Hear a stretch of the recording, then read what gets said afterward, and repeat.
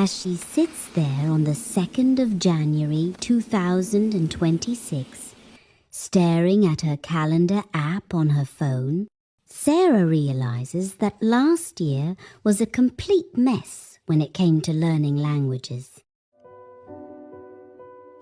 She started off strong in 2025, promising herself she'd finally get fluent in English. But life got in the way. Work pressures, family commitments, and all those endless Netflix sessions in her native language. Did you sleep well? Yes, quite well, thank you. This year, though, she's determined to sort it out properly. No more half-hearted efforts. She needs a solid plan for studying English, one that's realistic and actually sticks. Here's how she's going about it. First off, Sarah decided to focus on just one language. Last year, she tried juggling English with a bit of French on the side, and it turned into a total disaster. She'd mix up words, get frustrated, and give up after a few weeks. So for 2026, it's English all the way. Why English? Her job involves emailing clients from the UK and the US, and it'd be brilliant to write proper reports and join conference calls without worrying about making silly mistakes. Plus, she loves the thought of travelling to London or New York one day and chatting confidently with locals, ordering a cup of tea or a coffee without stumbling over her words. Now, about the schedule. Sarah knows herself well.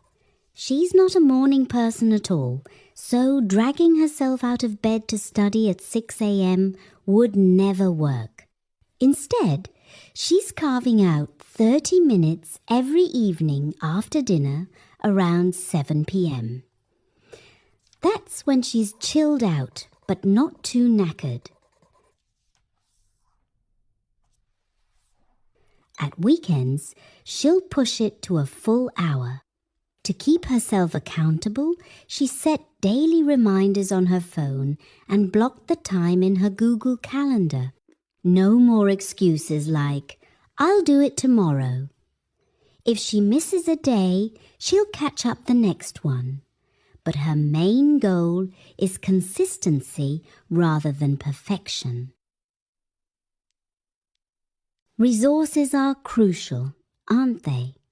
She's signed up for Duolingo Premium because it's fun and turns learning into a game, which helps her stay motivated. But she doesn't want to depend on just one app.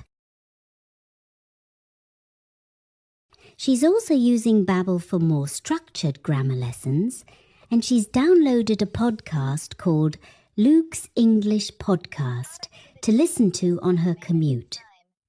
Each episode is around 30 to 40 minutes, perfect for the drive or train journey to work.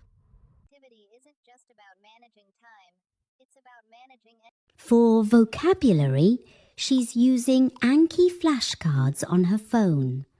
That spaced repetition system is meant to be brilliant for long-term retention.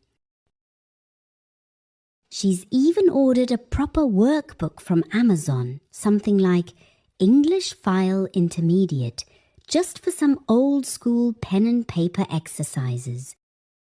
Mixing apps with real books should keep things fresh and interesting. Here you go.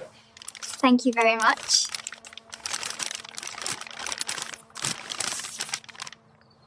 One area Sarah is really pushing is speaking practice.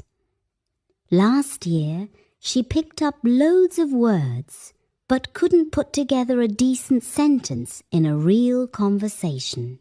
So she's joined an online language exchange on HelloTalk.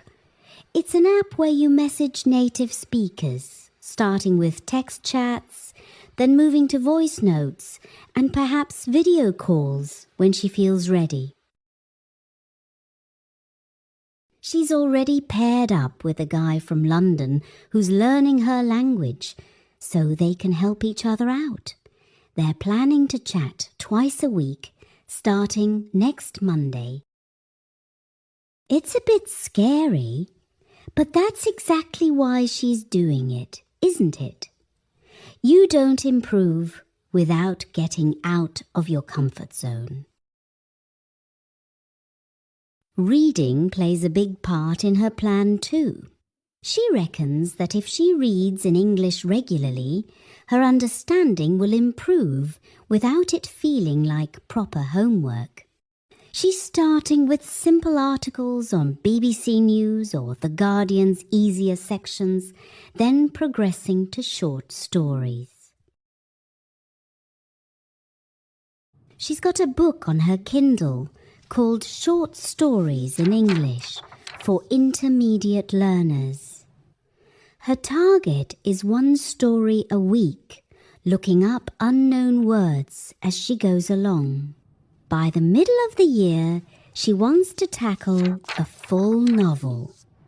Maybe something by Jane Austen or a modern one like The Thursday Murder Club, but an easier version first. When it comes to writing, Sarah is keeping a daily journal in English. Nothing complicated, just a few sentences about her day like, "Today I had a busy day at work and met some friends for coffee in the evening," or whatever happened. She'll run it through Grammarly to catch errors. And she might share some entries with her language partner for feedback.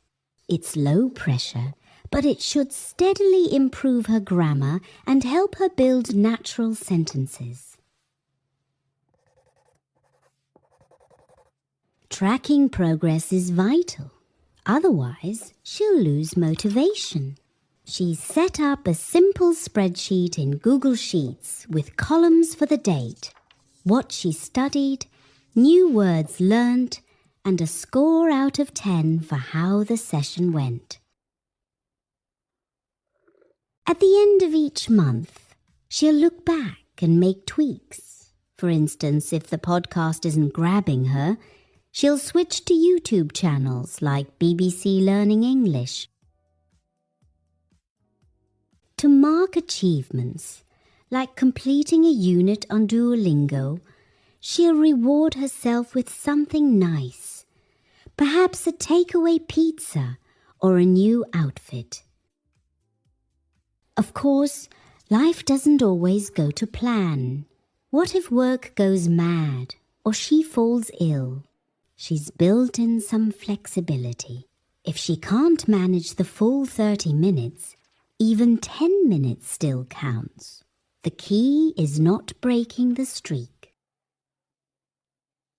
She read Atomic Habits last year, and it really drove home the idea that small, consistent steps lead to massive results.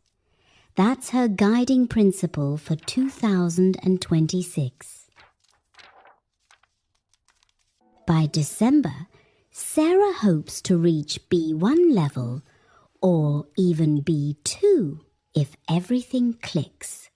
That would mean handling everyday conversations, following TV series like Bridgerton or The Office with subtitles, and reading work emails without constantly reaching for a dictionary. It's ambitious, but with this plan, it feels achievable. If anyone out there is thinking about their own English goals, just give it a try. Start small, keep at it, and don't be too hard on yourself when you slip up. Here's to a year where Sarah actually speaks English confidently rather than just dreaming about it.